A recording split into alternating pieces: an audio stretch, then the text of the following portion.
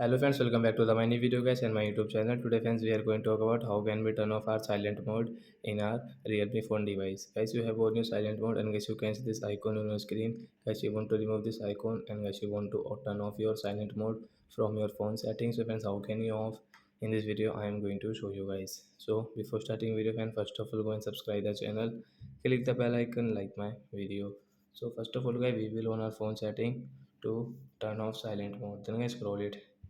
Hence you can see guys your sound and vibration setting in your Realme phone. So once tap here. So once you can see your silent mode setting, once tap here. So once you want to on vibrate and ring, so you can on from here. So we will click on this ring option. Then guys silent mode will off and guys your ring mode will on. So like that guys you can turn off your silent mode in your Realme phone. So that's it guys. Thanks for watching the video friends.